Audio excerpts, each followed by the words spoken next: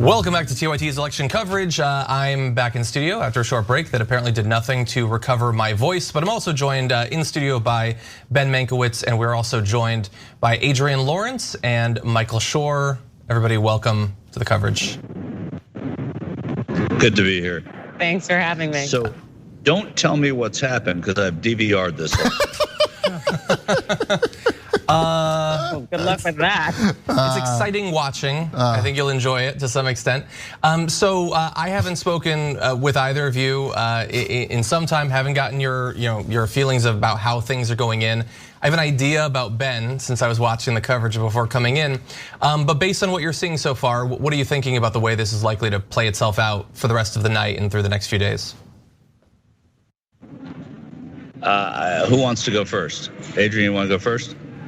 Well, gosh, my spirit's adequately broken with sadness regardless, just seeing how many people are voting for Trump, even though the votes are not fully counted yet, which is a good thing. But still, it really shows that our nation is pretty broken and that there's a lot of work to do. And I think that that is very disheartening. And so it really doesn't matter to me. Of course it does, but kind of a philosophical notion that it matters who gets elected when there's so many people out there who are okay with turning their head and looking away and ignoring racism, sexism, criminality, as long as it's a person who probably looks like them. And that's not okay. Michael? Well, I'm just looking at the horse race of this thing. I'm still sort of in the same space about this. I guess I've been out covering this thing for a while, and I did think, it would be nice if this was just an absolute rejection of this president. But the truth is, and as a sportsman, if your team wins, it doesn't really. You don't always think about how they won the Super Bowl. You know that they won the Super Bowl. If Joe Biden wins the presidency over the next few days, then it doesn't matter. It means America rejected Donald Trump, and the part of America that we want to reject Donald Trump rejected him.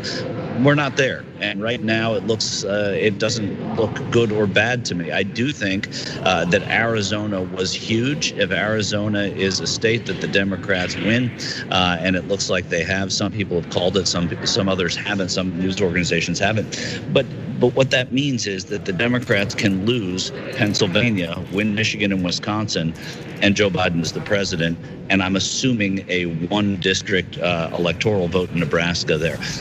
If that happens, let's say they win Pennsylvania, it means they can lose Michigan or Wisconsin, and they don't even need that one electoral vote in Nebraska. And that's assuming North Carolina, Florida, Ohio, and I'm talking horse race stuff here because that's what this is tonight. This is not about all of the issues and all of the things we can think about for the next year, whether Biden wins or Trump wins. But if this happens, then we don't think about anything else other than Donald Trump has to give a concession speech.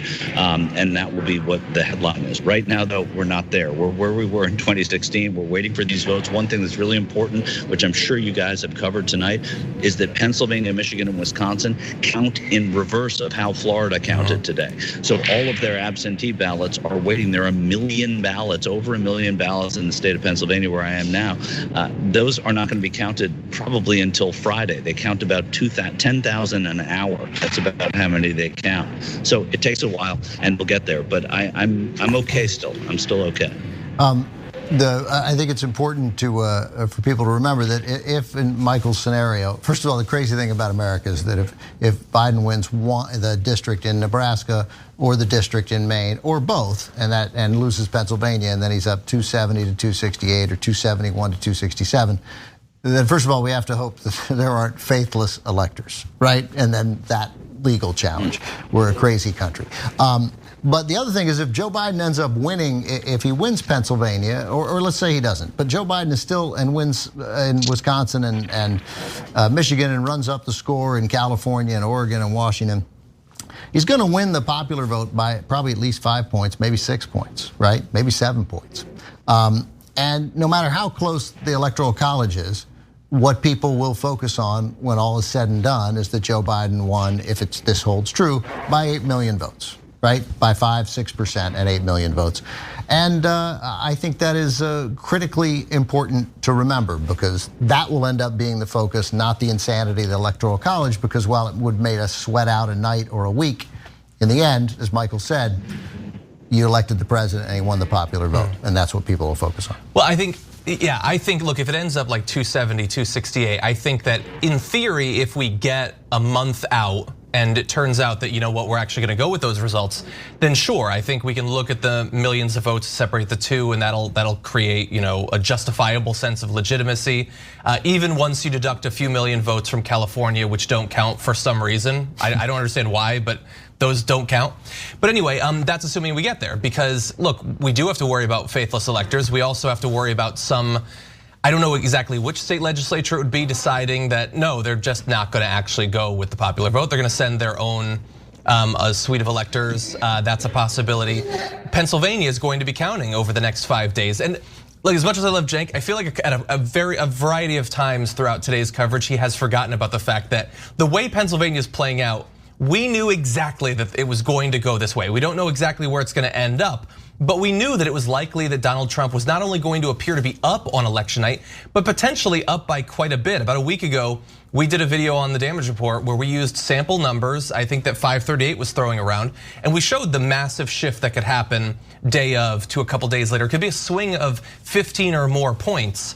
And so we do have to bear that in mind. But we also know that Donald Trump at some point tonight is gonna waddle out to the podium and declare victory, and they're going to try to stop as many of those votes from being counted as possible.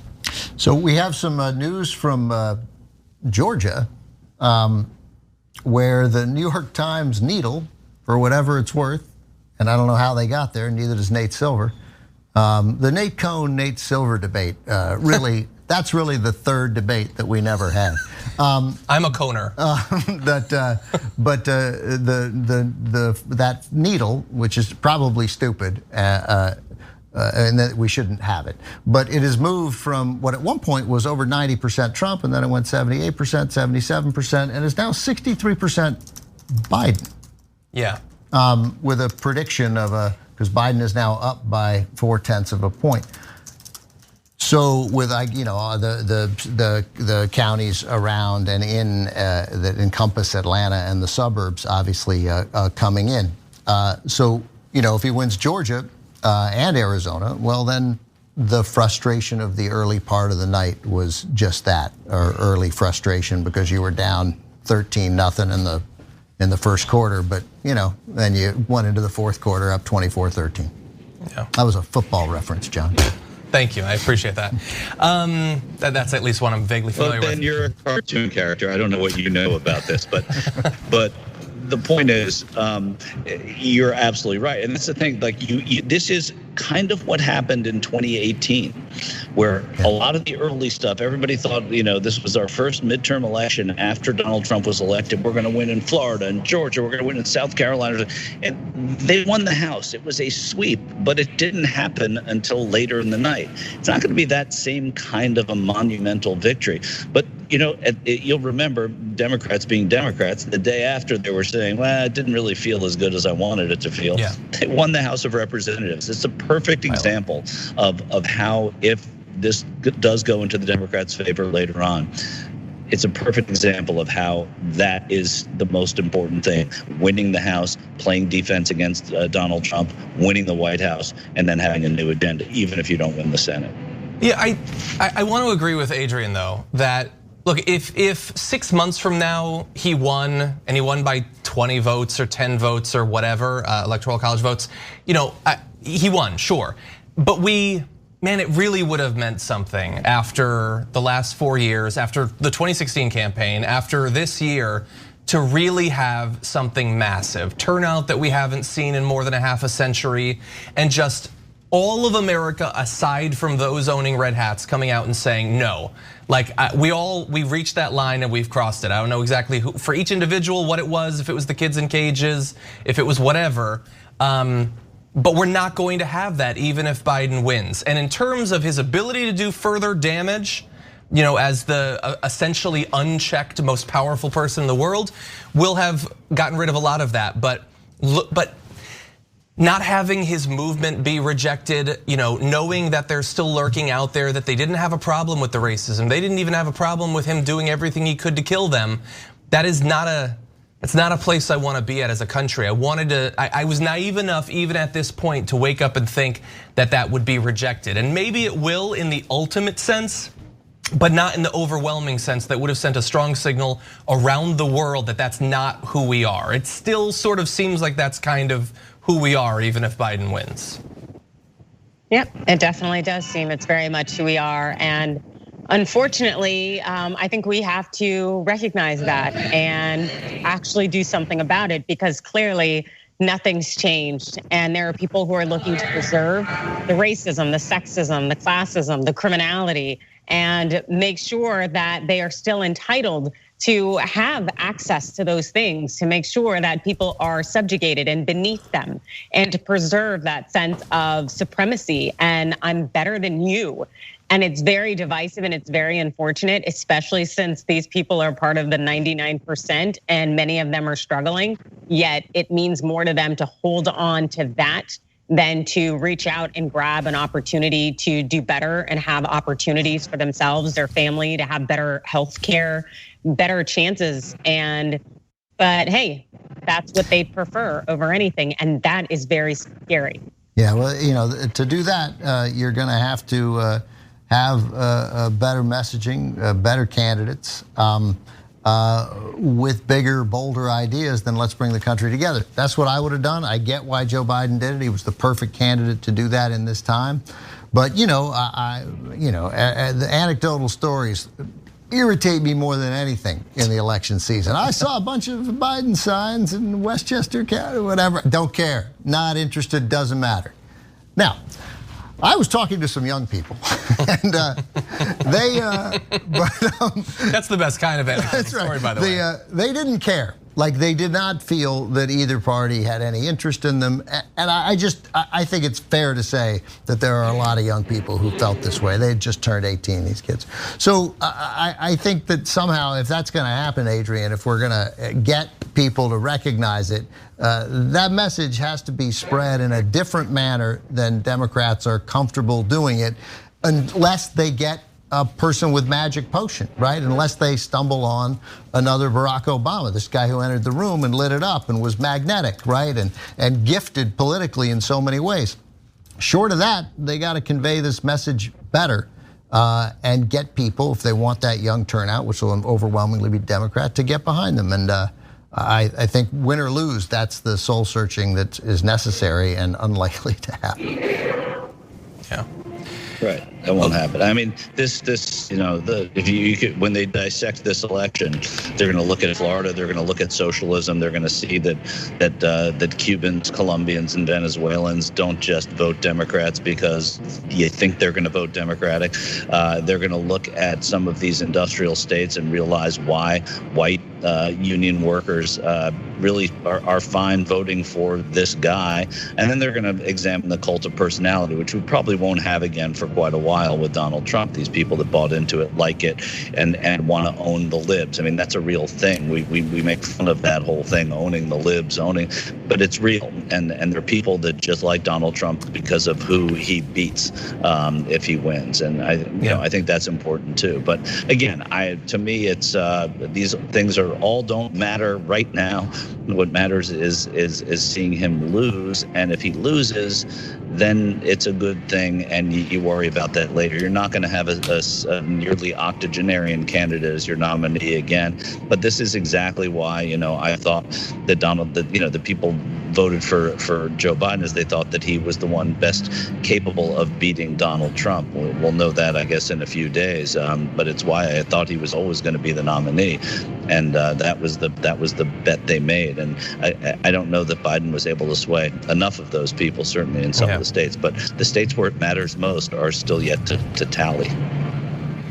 Before we go to a break, John, and I know we have to, just because Michael said owning the libs, remind people what newly elected member of Congress. Yeah, I was actually going to start that off the next one. Conor McGregor, but what's his name? So Madison Cawthorn. This is what we'll talk about when we come back from our first break. He's been elected. He's going to be, I believe, the youngest person ever elected to Congress. And his first tweet before he enters the halls of Congress was just cry more lib. So that will be your topic of conversation. We're gonna take a short break. We come back, we're gonna try to work out that whole thing. Welcome back, everyone. Okay, so we got a million things to talk about. Let's just briefly mention the fact that Madison Cawthorn thing actually happened. I think we should be pleased that he didn't say "suck it, libs." Like that's, he thought, oh, that's not cool. That's not cool. It's too much. I gotta have some decorum. Yeah, I would have preferred that actually. I find it to be less pathetic. I think that the wasn't he an overwhelming favorite? Like, wasn't there? No, he was gonna win. So he knew he was gonna win. He was waiting to tweet it. It was open in his like tweet, ready to go. And it didn't even say libs. It just said lib. Maybe he's talking. Maybe he's talking to his friend Libby. Was it one person? And this, like whatever has become the American Republican idea of what masculinity is supposed to be like, I find to be the most pathetic thing imaginable. They seem to they could get a lot more done in pushing fascism on America if they spent less time worrying about, am I an alpha and who's crying at any given moment. They really do seem to focus so much of their attention on that. And the thing is, so I tweeted in response to his tweet, when are young Republicans going to wise up to the fact that the GOP has literally nothing to provide for them other than the tiers of libs? And a lot of people responded, no, John, they're gonna love this stuff. And I wanna respond, no, I get it. I get that they love it. They have been trained to think that government is just there to hurt their political opponents and make them feel bad, and that's it. And that will last, I think, for a long time, but I have to imagine that at some point, the salty tiers of libs aren't going to take care of your student loan debt. They're not gonna insure your family. They're not gonna buy you a house. Your economic situation is not going to improve. Can they be duped forever to just subsist on the tiers of their foes? Or does that have an expiration date at some point? Like the Madison Cawthorn grift that will now be, it's a Trump thing, obviously, and Don Jr. It'll be duplicated by more people. Is that going to work forever? Is that just a part of American politics now? No, it's not. What is it? It's petty is not a solid foundation for a democracy.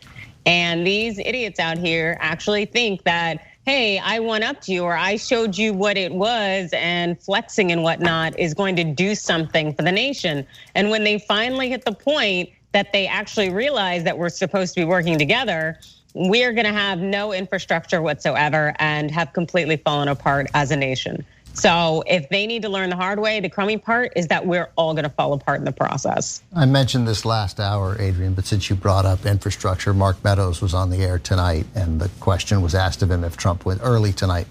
And we know as Trump was doing particularly well, and he was asked what would a second Trump term look like? And the first thing he said was, well, if we'd start with an infrastructure bill. I mean, it was like the last 4 years didn't happen. Did he laugh after he said it, or? That's crazy. Yeah, that's a great idea. Yeah, why'd you roll that? So Ohio has been called for the president. Did you mention that? Yeah. So Ohio has been called, but importantly, so has Iowa. So Iowa's been, so that seems pretty guaranteed. So Ohio has been called. But the big story by far is what's happening in Georgia. Georgia as well. I also want to throw out that apparently Fox News has retracted their call for Biden in Arizona. That's a thing, I guess. I guess we'll be watching it. I didn't believe them to begin with. No, we needed somebody else. There was somebody else did, or maybe they were just echoing Fox. That's entirely possible. It doesn't, like I'm looking at it and it's not, there don't appear to have been more results. Maybe they got word that it was too early. I don't know. I don't know who's in charge of making that decision. But apparently they've retracted it. And again, someone in the chat is asking, Ramdo's asking, you can retract a call. Of course you can. It doesn't mean anything. Like right. all these maps that are like adding up the electoral college votes, those are just projections. They don't literally mean anything. You can do whatever you want. But it's an odd move at this point. But what's happening in Georgia right now as well that you noticed? Well, but again, we become reliant on these guys we've never met and whose methodology the overwhelming majority of Americans have no idea. I mean, I love politics, I grew up with it, but I don't know what it is. Now, we trust pollsters, we don't really understand their methodology, but we figure they're scientific, we know they are.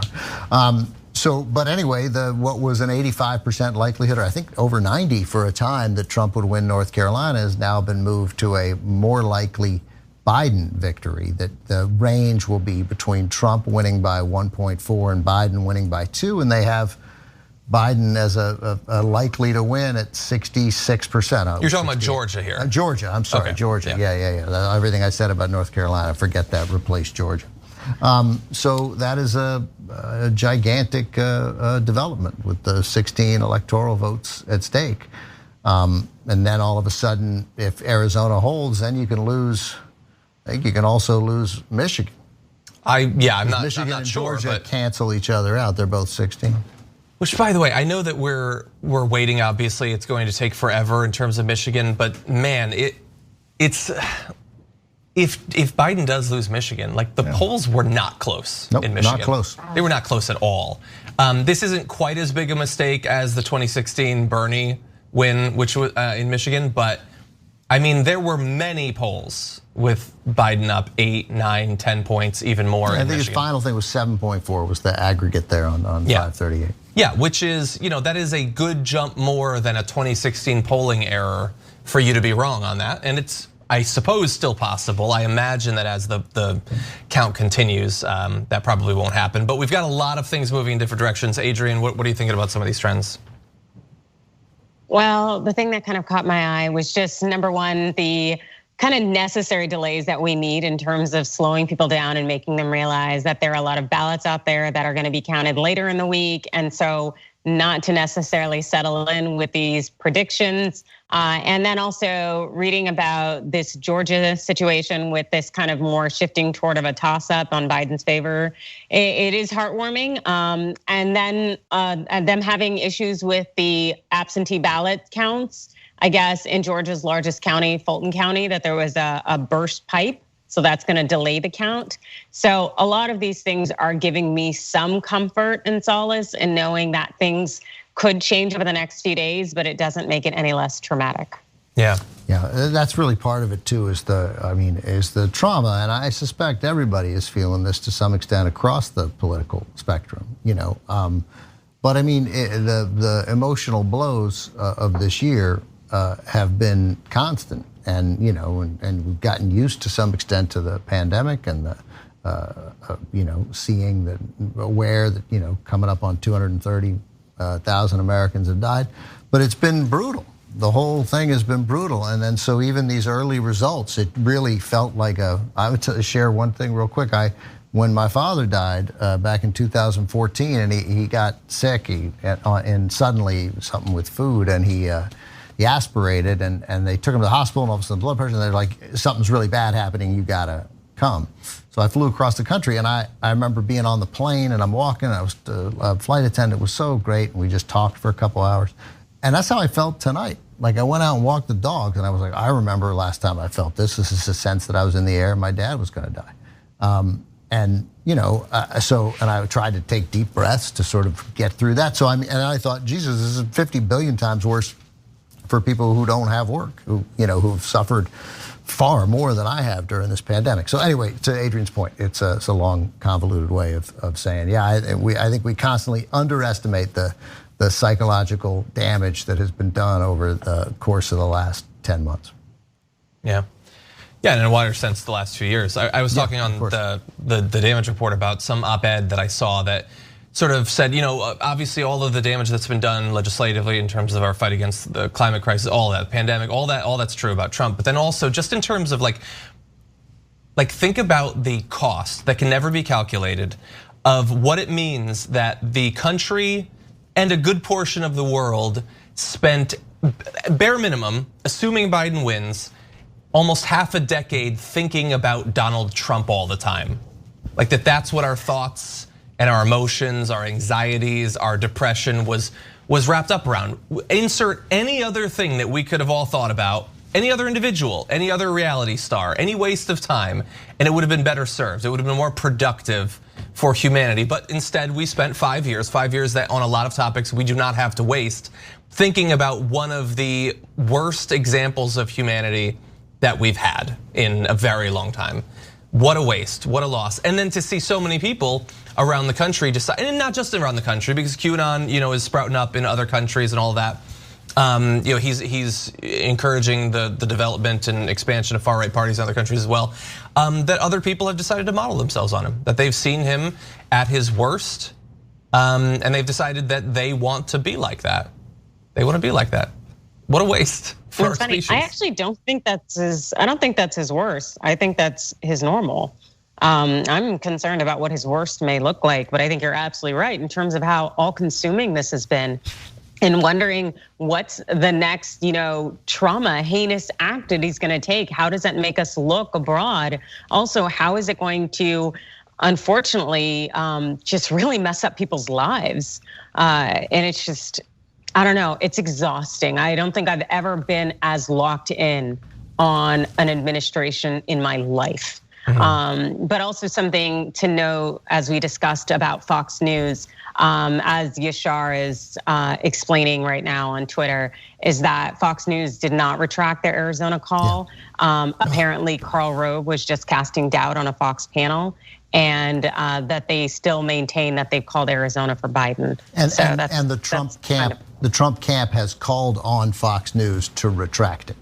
Okay, well that makes sense. Okay, so you're saying I should not trust the things that I see from the people I follow on Twitter. Okay, that's right. They don't. What do they know? So Jason Miller says it's way too soon to be calling Arizona. And I always believe Jason Miller. Yeah, Jason Miller also is implying that it's totally cool for Trump to declare victory tonight before the votes are counted. So that's what gets me too, is that these guys, so many of these guys working for Trump, they're incompetent, and yet. Yes. Yet, right? Exactly, Adrienne. We're simpatico here. Like what? Yet. So many people have told me, and you read about it too, that they just want to go 5 straight days without having any idea what the president is up to or what he's doing. Right? You just want to be like, hey, the president's at the G8. I don't know, oh, whatever. I guess he'll be back at some point. He'll be back at some point. He's probably doing some economic stuff. All right, fine. Yeah. What's for lunch?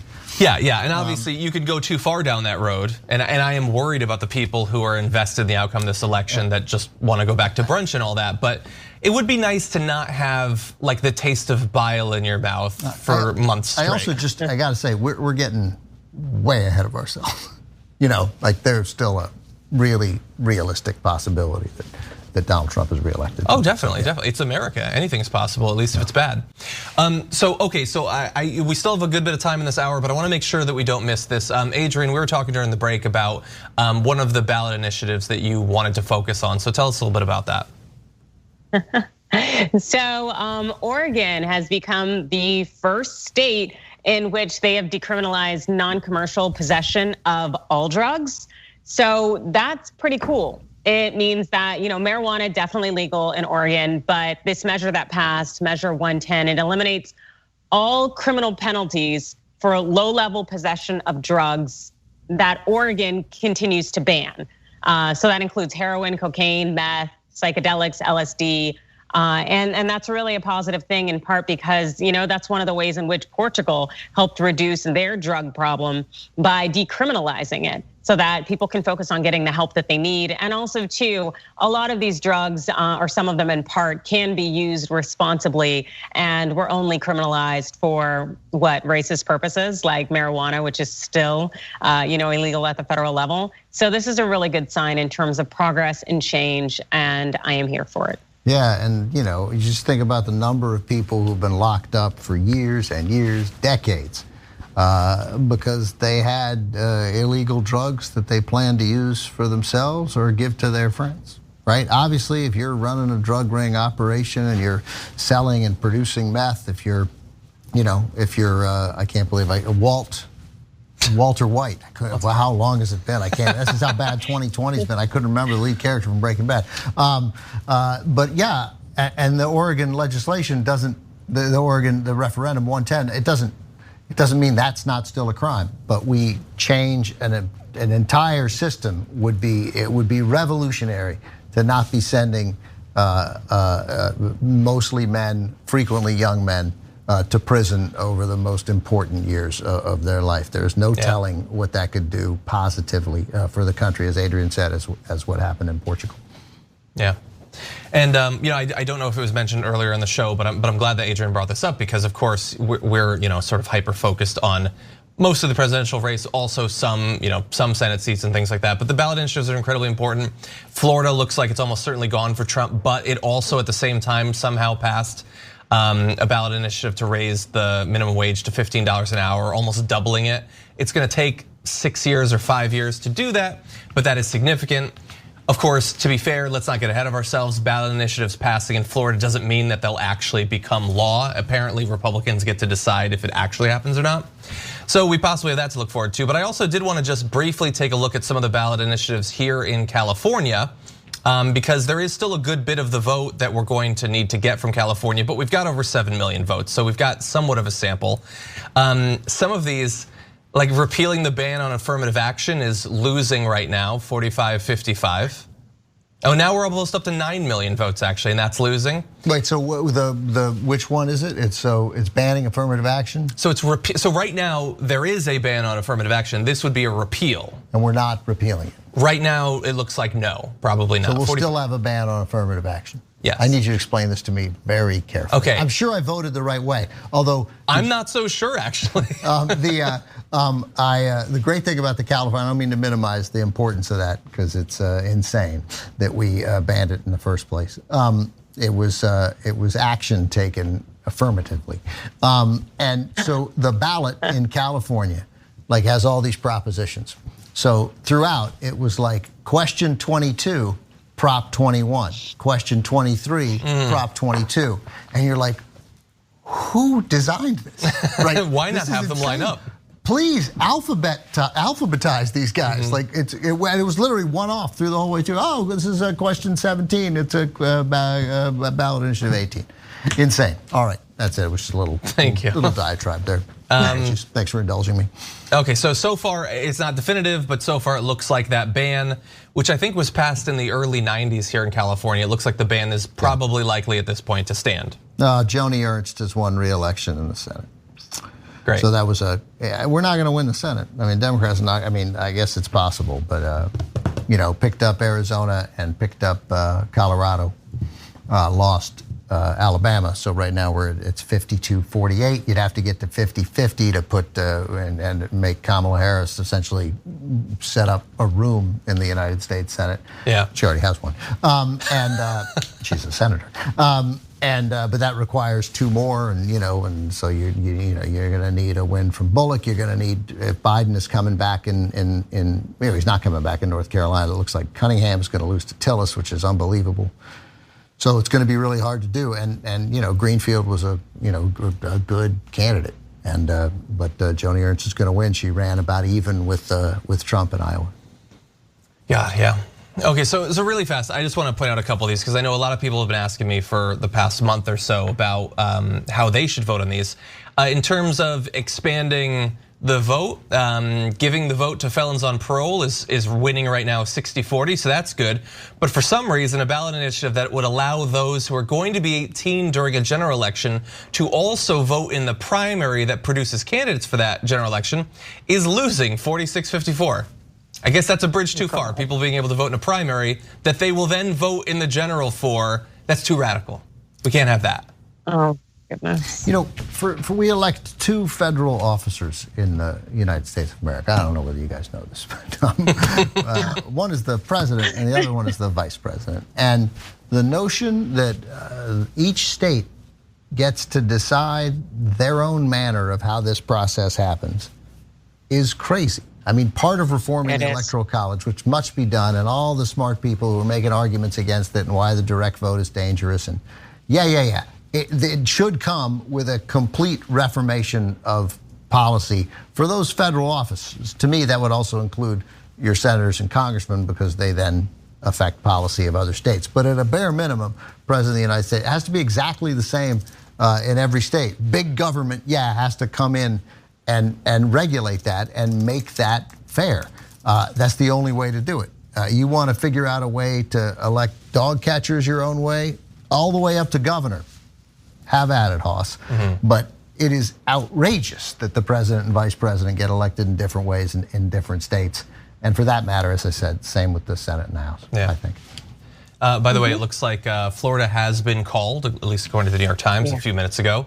By the way, I'm seeing some chat that Biden is speaking. I don't know if we have plans to or the capacity to go to that, but if that's a thing, feel free to have Edwin flag me down for that. He said we believe we're on track to win this election. Okay, yeah, I can sort of see that. And I like that if he got out first, if that's what's happening. That's true. Because Trump might speak. I think there's a chance, actually. He usually is. So really fast, many of you live in states that are unlike California. A lot of you live in countries where they don't have ballot initiatives like this, but we do. And in California, we allow countless millions of dollars to be spent on them. And if you've watched TV in California over the past couple of months, you've probably seen ads around a few of these propositions. And so I've been watching those and noting that the ads are incredibly dishonest about what the ballot initiatives would actually do. And I've been wondering ever since, how are we going to go on some of those? So the ones that I saw the most ads for, there were two. There's Prop 22 and Prop 23. 23 adds requirements for dialysis clinics. You'd have to have doctors there, and there are certain requirements if you're gonna shut down the office. And they have had so many ads implying that this would be an unbearable burden on these dialysis clinics that have had a lot of problems for a very long time. Years ago, John Oliver had an amazing episode about dialysis clinics. And right now, it's at yes 37 to add those requirements, no 63. So those ads, which put people who are on dialysis or need dialysis in front of your face every moment for literally weeks now, it looks like those worked. And the thing got me, it appeared that both sides suggested, and I don't mean to make, these are people very sick and they need dialysis, but just from watching the ads, as a ballot initiative, it struck you that both decisions would kill people. Yeah, they were both presented as killing people. Yeah, they're both presented as killing people. And it's another thing why ballot initiatives, there is a value to them in some cases, there's no question. But this is an important, complicated issue, right? That I don't know, our elected representatives, they represent us in the California Assembly, that maybe they ought to handle these issues, right? I mean, that's the idea of it, but the ballot initiatives, and it makes, guys like John try to figure this out. He can't possibly do that. So, Adrienne, she can figure it out, but not this Yahoo. I don't have a law background. And so there's that, and then 22 was the best example. I don't remember the exact breakdown of the ads for or against, but I believe it was, I think, more than $200 million to define app-based drivers as contractors. So for things like Uber and Lyft and other services like this, all of these, like Grubhub and stuff. Grubhub and stuff like that. So all of these ads presented as, if you don't pass this, these extra benefits they're gonna give the drivers won't happen. And they wanna have the freedom to still be contractors. And all of that, and by the way, all the money was coming from those companies, which seemed odd considering all the people in the ads were drivers. I thought that was so weird. When of course the proposition was actually stopping some reforms that would classify them as actual employees and have the companies actually have an obligation to give them a living wage, give them benefits and things like that. Right now it's at yes 58, no 43.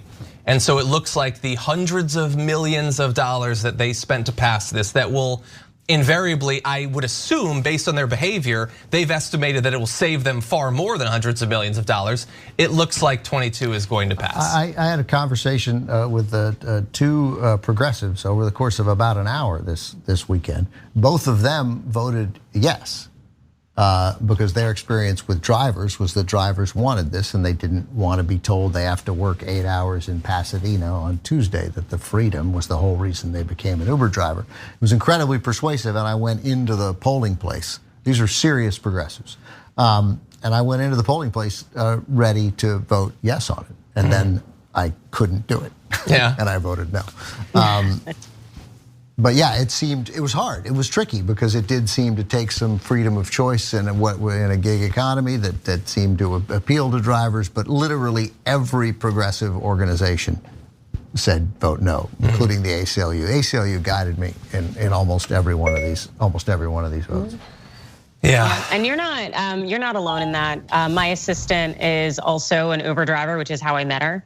And she had told me that she is really a proponent of continuing to be able to enjoy this gig economy and to continue to drive as she wanted when she wanted. And so I get it and I understand it, but at the same time, I just know it's so wrong how these companies are leveraging and exploiting people and paying them low nominal wages. But it sucks because these people are willing to accept that just so that they can scrounge to survive. And it should not be that way. And John, to the millions of dollars that they spent on advertising, it was disgusting opening the app and seeing them, throw it at you and say, hey, vote this way. And when you just knew it was their way of avoiding circumventing the law, because it's already been ruled upon, but they are fighting so hard to change that. And these rideshare companies, they really do not want to have to do what they should do. Yeah, and look, I don't have any doubt that there are people who feel the same way as those progressives or the driver. I would argue there's a way to do it so that you can work a couple of random hours and be a contractor. But for those who work full time, they should be treated as employees. I feel like we could work that out hypothetically. But what I do know is that Uber and Lyft and Grubhub and Postmates and all of that didn't spend all this money because they're very worried about people being obligated into working longer shifts. I don't think it was about freedom for the drivers. I really don't. I think it was in their economic interest, and unfortunately the ads are incredibly dishonest. They have this thing at the end of the ads where they show who is paying for them, which is up there for like 2 seconds, and it looks like it won. A couple of things I'd like to bring up. Dauphin County, Harrisburg. This is from a guy named Louis Jacobson tweeted this, but it's been quote tweeted here, or it's included in the coverage from 538. Almost all the votes are counted. Biden leads 53-45 in 2016. Clinton won at 49-46. He suggested that if rural counties end up with margins similar to the ones they posted here, anyway, that urban and suburban ones move left, that's going to be a win for Joe Biden in Pennsylvania, which is obviously gigantic and huge. Trump tweeted, by the way, we are up big. That was it. That was the whole tweet. This first one of the night, and it's inspirational. Biden said, this is all from Katie Gluck, the New York Times, if she's in Wilmington. Biden said Kamala Harris will speak tomorrow. He spoke very briefly, projected optimism, even as many Democrats are deeply anxious about the results so far. He said, in addition to saying we believe we're on track to win this election, he said we're going to win Pennsylvania. And he got out there. I mean, he did it before Trump. That's something. That was good. But I mean, Cenk talks about strength, right? That was, he didn't say, well, we don't know, I'm not going to say anything. They were like, no, here's the deal, we're winners, we're going to win. Really fast, I want to give you the full Trump tweet. Because it wasn't just we're up big? No, it was more. We're up big, but they are trying to steal the election. There we go. We will never let them do it. Votes cannot be cast after the polls are closed. Well, they haven't been. They haven't been, Good and news. They won't be. Good news, Don. Nobody's talking about Don, that. You know what? You're going to be so pleased because that hasn't happened. So, are you good? Yeah, and of course, a lot of his fans and the replying to it that, yeah, that's true. No, that's not. That doesn't happen. It's fine. You shouldn't count any votes that were cast after the polls closed. I'm for that. Oh God. And so again, there was a possibility. We were naive to think there was a possibility that this election could have gone the way we feel we deserved, as if deserved is a thing, and that didn't happen. So instead, we're in a situation that I'm looking at this, and I feel like this was pretty predictable, that in theory, we'd be waiting on Pennsylvania, and it looks like it's gonna take us a couple of days for us to know. Arizona flipping is pretty good, but there was a good chance that happens. Texas, it turned out, didn't flip. It was a long shot. Florida looked like a better chance than Texas, but Florida's Florida. So, and Georgia maybe could go Biden, but that was always going to be difficult. I don't know that a lot about this map is really looking all that shocking. I think we all wanted something bigger, something better, and even Trump, the way he's coming out and saying that he obviously means them counting the vote after the night of shouldn't be allowed. We knew he was going to do that too. I feel like this is the script is sort of playing out here. This election is so different from every other election that I've been a part of, or that I grew up paying attention to, or that my dad was a part of, and he and I talked about. But I mean, 72% of the vote is in Wisconsin. Trump leads by 4. 64% is in Pennsylvania. Trump leads by 15. 57% is in Michigan. Trump leads by 8. 5% is in Nevada. Trump leads by 50. So I get it that but like under any normal circumstances, you'd be like, well, we've been defeated, right? Trump and that could still be the case. Yeah. But, I mean, look, we know that Pennsylvania, the early vote, we're still waiting. It's supposedly at midnight we're going to get a little bit of that, but we're not going to get the vast majority of it until tomorrow or the next day or the next day. I like it that it's like Pennsylvania is dropping an album.